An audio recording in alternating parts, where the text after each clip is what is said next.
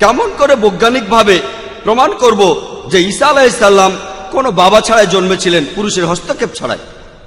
আসসালামু আলাইকুম প্রিয় দর্শক, আশা করি আপনারা সকলে ভালো আছেন। তো ঈসা সাল্লাল্লাহু আলাইহি ওয়াসাল্লামের ছাড়াই জন্ম হয়েছিলেন তিনি, এটা কি করে সম্ভব? ডাক্তার জাকির নায়েক তিনি প্রশ্ন করছেন যে ঈসা সাল্লাল্লাহু আলাইহি ওয়াসাল্লাম তিনি কোনো পিতা ছাড়াই জন্ম নিয়েছেন, এটা কি করে সম্ভব? যদি হয়েও থাকে তাহলে আপনি প্রমাণ দেন।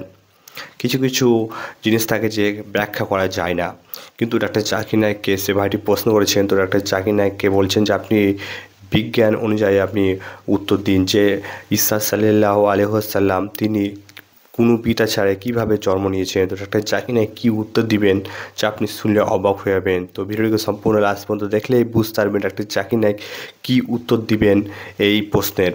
তো ভিডিওটি শুরু করার আগে আপনারা যদি ডাক্তার জাকির নায়েককে ভালোবেসে থাকেন তো অতি অবশ্যই আমাদের আল্লাহ চ্যানেলটিকে সাবস্ক্রাইব করে যাবেন এরকম ইসলামিক প্রচারের ভিডিও দেখতে হলে। চলুন আমরা ডাক্তার জাকির নায়েক কী উত্তর ঈসা সাল্লাল্লাহু আলাইহি ওয়াসাল্লাম তিনি কোনো পিতা ছাড়াই জন্মগ্রহণ করেছেন, তো আপনি প্রমাণ দেন বিজ্ঞান অনুযায়ী। তো ডাক্তার জাকির নায়েক মাশাআল্লাহ কঠিন উত্তর দিবেন। চলুন আমরা কথা না বাড়িয়ে মেন ভিডিওটি দেখে আসি। আমার নাম কলিম শাহ, ইন্টেরিয়ার ডিজাইনের কাজ করি মুম্বাইতে।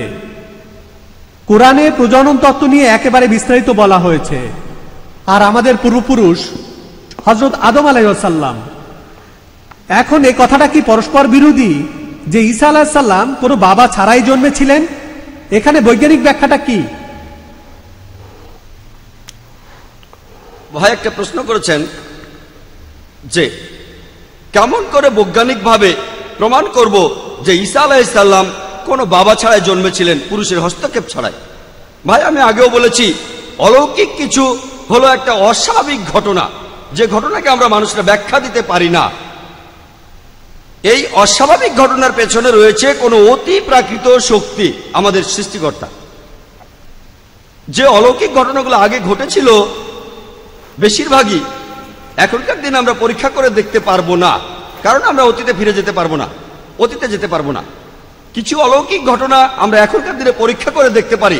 আল্লাহ সুবহানাহু ওয়া তাআলার সকল নবী এবং রাসূল যারা মুহাম্মদ সাল্লাল্লাহু আলাইহি ওয়াসাল্লামের আগে এসেছিলেন তাদের একটা নির্দিষ্ট জাতির জন্য পাঠানো হয়েছিল, তাদের লোকদের জন্য, আর সেই নির্দেশগুলো ছিল নির্দিষ্ট সময়ের জন্য।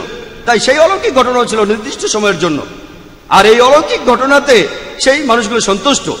এই অলৌকিক ঘটনা যখন বলা হচ্ছে যে যীশু খ্রিস্ট জন্মেছিলেন কোন রকম বাবা ছাড়াই, অবিশ্বাসীরা এতে সন্তুষ্ট হবে না। কেন? কারণ ব্যাপারটা সে সময়ে গিয়ে পরীক্ষার উপায় নেই। কারণ সকল নবী রাসূল যারা মুহাম্মদ সাল্লাল্লাহু আলাইহি ওয়াসাল্লামের আগে এসেছিলেন তারা নির্দিষ্ট একটা সময়ের জন্য এসেছিলেন, চিরদিনের জন্য নয়। তবে হযরত মুহাম্মদ সাল্লাল্লাহু আলাইহি ওয়াসাল্লাম তিনি আল্লাহ সুবহানাহু ওয়া তাআলার একজন রাসূল, তিনি সর্বশেষ আর চূড়ান্ত নবী। তিনি শুধুমাত্র মুসলমান বা আরবদের জন্য আসেননি, পৃথিবীতে এসেছিলেন পুরো মানব জাতির জন্য, আর তার নির্দেশগুলিও চিরদিনের জন্য। তাই এই অলৌকিক তিনি এই পবিত্র কোরআন রেখে গিয়েছেন। এই কোরআন আজকের দিনেও পরীক্ষা করা যায়, এটা চিরকালের জন্য অলৌকিক। মুহাম্মদ সাল্লাল্লাহু আলাইহি ওয়াসাল্লাম এছাড়াও আরো কয়েকশো অলৌকিক ঘটনা দেখিয়েছেন, আমরা মুসলমানরা সেগুলো বিশ্বাস করি। তবে এ নিয়ে গর্ব করি না, সেগুলো নিয়ে আমরা বড়াই করি না। আমরা গর্ব করি শুধু এটা নিয়ে, কারণ এই অলৌকিকগুলো বৈজ্ঞানিকভাবে প্রমাণ করতে পারবো না, কিন্তু মুহাম্মদ সাল্লাল্লাহু আলাইহি ওয়াসাল্লামের জীবন্ত অলৌকিক যেটা নাজিল হয়েছে আল্লাহ তাআলার কাছ থেকে, এই কোরআন আমরা আজকের দিনেও পরীক্ষা করতে পারি। আগের অলৌকিক ঘটনা আমরা অতীতে গিয়ে পরীক্ষা করে দেখতে পারবো না। অতীতে যেতে পারলে আমরা দেখতাম কিভাবে যিশু বাবা ছাড়াই জন্মেছে। তারপরও আপনাকে বৈজ্ঞানিকভাবে ব্যাখ্যা দিতে পারি।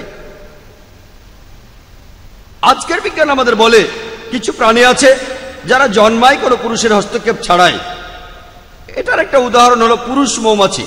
পুরুষ মৌমাছি যে ডিম থেকে হয় সেটাকে কোনো পুরুষ মৌমাছি উর্বর করে না।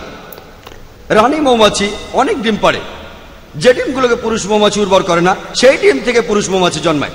স্ত্রী মৌমাছি যে ডিম থেকে হয় সেগুলো পুরুষ উর্বর করে। তাহলে এই পৃথিবীতে বেশ কিছু প্রাণী আছে যারা পুরুষের কোনো ভূমিকা ছাড়াই জন্মগ্রহণ করে। আমি জানি যে এই ঘটনা নিচু স্তরের প্রাণীদের ক্ষেত্রেই ঘটে, উচ্চ স্তরের প্রাণীর ক্ষেত্রে এগুলো প্রমাণ নেই। এটা কে করেছেন? বিজ্ঞান আমাদের বলতে পারবে না, আল্লাহ তাআলা করেছেন। তাহলে আল্লাহ তার ইচ্ছাতে এটা সম্ভব হয়েছে যে যিশু বাবা ছাড়াই জন্মেছেন। আর পবিত্র কোরআনে সূরা আল ইমরানের 45 নম্বর আয়াত থেকে 47 নম্বর আয়াতে বলা হয়েছে, কালাতিল মালাইকাতু ইয়া মারইয়ামু ইন্নাল্লাহা ইউবাশশিরুকি বিকালিমাতিন ইসমুহুল মাসীহু ঈসা ইবনে মারইয়ামা ওয়াজিহান ফিদ দুনিয়া ওয়াল আখিরাতি মিনাল মুকাররাবিন।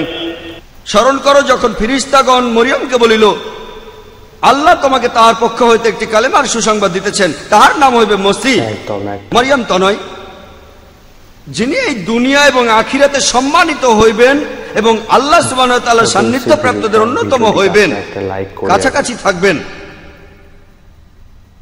এখানে আরো বলছে তিনি দোলনায় থাকা অবস্থায় এবং পরিণত বয়সে মানুষের সহিত কথা বলবেন এবং তিনি হইবেন এই দুনিয়ার সর্বাধিক পুণ্যবানদের একজন।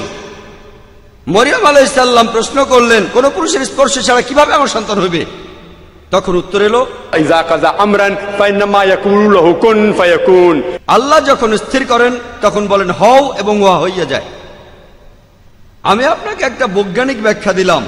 আল্লাহ যদি পুরুষ মৌমাছির ক্ষেত্রে এটা করতে পারেন, তাহলে আল্লাহ সুবহানাহু ওয়া তাআলা এখানেও এটা করতে পারেন যীশু খ্রিস্টের ক্ষেত্রে।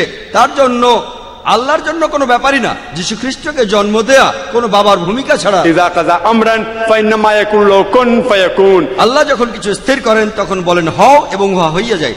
আল্লাহর পক্ষে এভাবে লাখো মানুষ সৃষ্টি করা খুবই সোজা, এটা অলৌকিক। আমি বলছি না যে যিশু পুরুষ মৌমাছির মতো জন্মেছেন, এমন নয়। আমি আসলে জানি না, আমি একটা বৈজ্ঞানিক ব্যাখ্যা দিচ্ছি। যদি পুরুষ মৌমাছির ক্ষেত্রে এটা হয়, তাহলে আল্লাহ মানুষের ক্ষেত্রেও এটা করতে পারেন।